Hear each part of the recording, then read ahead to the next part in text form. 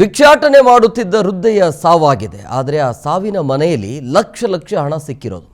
ಮನೆಯಲ್ಲಿದ್ದ ಲಕ್ಷ ಲಕ್ಷ ಹಣವನ್ನು ನೋಡಿ ಸ್ಥಳೀಯರೇ ಈಗ ಶಾಕ್ಗೆ ಒಳಗಾಗಿದ್ದಾರೆ. ಭಿಕ್ಷಾಟನೆ ಮಾಡಿ ಲಕ್ಷಾಂತರ ರೂಪಾಯಿ ಸಂಪಾದನೆ ಮಾಡಿರುವಂಥ ವೃದ್ಧೆ. ಮಂಡ್ಯ ಜಿಲ್ಲೆಯ ಗುತ್ತಲು ಬಡಾವಣೆಯಲ್ಲಿರುವಂಥ ವೃದ್ಧೆಯ ಮನೆ. ವಯೋಸಹಜ ಕಾಯಿಲೆಯಿಂದ ಬಳಲ್ತಾ ಇದ್ರು. ಚಿಕಿತ್ಸೆ ಫಲಕಾರಿಯಾಗದೆ ವೃದ್ಧೆಯ ಸಾವಾಗಿದೆ. ನೂರ್ ಅಂತೇಳಿ ಹಲವು ವರ್ಷಗಳಿಂದ ಭಿಕ್ಷಾಟನೆಯನ್ನು ಮಾಡ್ತಾ ಇರುವಂಥ ವೃದ್ಧೆಯ ಹೆಸರು ನೂರ್. ಅಂತ್ಯ ಸಂಸ್ಕಾರ ಮಾಡಿರುವಂಥ ಸಂಬಂಧಿಕರು ಅದರ ಜೊತೆಗೆ ಸ್ಥಳೀಯರು ಕೂಡ ಇದ್ರು. ಆದರೆ ಇನ್ನೊಂದು ವಿಚಾರ, ಆ ಮೂಟೆಗಟ್ಟಲೆಯ ಒಂದು ನಾಣ್ಯಗಳು ಇದಾವಲ್ಲ, ಅದರ ಜೊತೆಗೆ ನೋಟುಗಳು ಪತ್ತೆ ಆಗಿರೋದು, ಅದನ್ನು ನೋಡಿ ಶಾಕ್ಗೆ ಒಳಗಾಗಿರೋದು ಸ್ಥಳೀಯರು ನೋಡ್ತಾ ಇದ್ರಿ. ಇದು ಯಾವುದೋ ದೇವಸ್ಥಾನದ ಎಣಿಕೆ ಕಾರ್ಯ ಅಲ್ಲ. 8 ಲಕ್ಷಕ್ಕಿಂತ ಹೆಚ್ಚು ಹಣ ಇರೋದು ಗೊತ್ತಾಗಿದೆ ಎಣಿಕೆ ಮಾಡುವಂಥ ಸಂದರ್ಭದಲ್ಲಿ. ಅಂದರೆ ಅಕ್ಕಪಕ್ಕದಲ್ಲಿದ್ದವರಿಗೆ ಅಥವಾ ವೃದ್ಧೆಯ ಫ್ಯಾಮಿಲಿಗೆ ಏನು ಗೊತ್ತೇ ಇರಲಿಲ್ವಾ? ಭಿಕ್ಷಾಟನೆ ಮಾಡಿ 8 ಲಕ್ಷಕ್ಕಿಂತ ಹೆಚ್ಚು ಹಣವನ್ನು ಸಂಪಾದನೆ ಮಾಡಿರುವಂಥ ವೃದ್ಧೆ. ವಯಸ್ಸಾಗಿತ್ತು, ವಯೋಸಹಜ ಕಾಯಿಲೆಯಿಂದ ಬಳಲ್ತಾ ಇದ್ರು.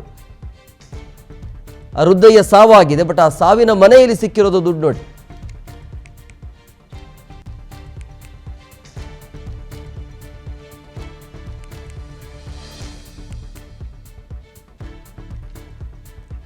ಈ ಬಗ್ಗೆ ಮತ್ತಷ್ಟು ಮಾಹಿತಿ ನೀಡ್ತಾರೆ ನಮ್ಮ ಪ್ರತಿನಿಧಿ ರವಿ ಲಾಲಿಪಾಳ್ಯ ಫೋನ್ ಸಂಪರ್ಕದಲ್ಲಿದ್ದಾರೆ.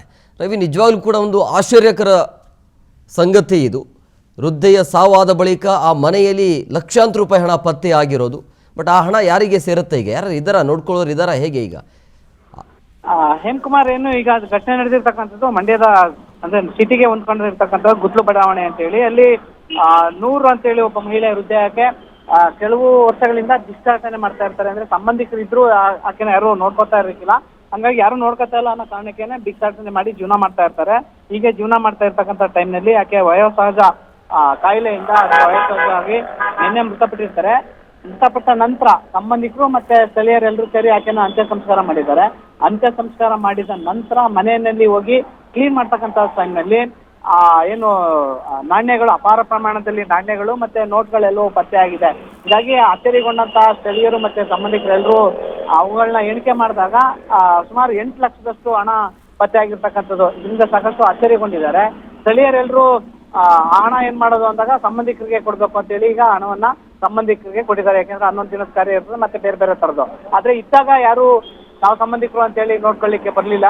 ಸತ್ತಂತ ಟೈಮ್ನಲ್ಲಿ ದುಡ್ಡನ್ನ ಹಂಚ್ಕೋತಾ ಇದ್ದಾರೆ ಅಂತೇಳಿ ಈಗ ಜನರು ಮಾತಾಡ್ಕೋತಾ ಇದ್ದಾರೆ. Hemakumar, yes, okay, thank you Ravi ನಿಮ್ಮೆಲ್ಲ ಡೀಟೇಲ್ಸ್ಗಾಗಿ.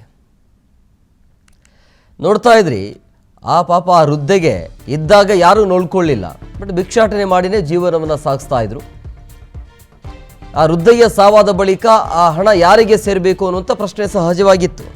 ಕೆಲವೊಂದಿಷ್ಟು ಸ್ಥಳೀಯರು ಹೇಳಿದ್ರಂತೆ, ಚೆನ್ನಾಗಿದ್ದಾಗ ನೋಡ್ಕೊಳ್ಳೋರು ಯಾರು ಇರಲಿಲ್ಲ. ಬಟ್ ಆಕೆಯ ದುಡ್ಡು, ಆ ವೃದ್ಧೆಯ ದುಡ್ಡನ್ನು ಸ್ಥಳೀಯರಿಗೆ ಯಾಕೆ ಕೊಡಬೇಕು, ಅಂದರೆ ಅವರ ಸಂಬಂಧಿಕರಿಗೆ ಯಾಕೆ ಕೊಡಬೇಕು ಅಂತೇಳಿ ಸ್ಥಳೀಯರು ಪ್ರಶ್ನೆಯನ್ನು ಮಾಡಿದರು. ಅಂತಿಮವಾಗಿ ಇನ್ನು ಯಾರಿಗೆ ಹೋಗಬೇಕು ಅದು ಅಂತೇಳಿ ಸ್ಥಳೀಯರು ಅಲ್ಲಿರುವ ಸಂಬಂಧಿಕರಿಗೆ ಆ ದುಡ್ಡು ಕೊಟ್ಟಿದ್ದಾರಂತೆ ಎಣಿಸಿ. ಆದರೆ ದುಡ್ಡಿರೋದು 8 ಲಕ್ಷಕ್ಕಿಂತ ಹೆಚ್ಚು.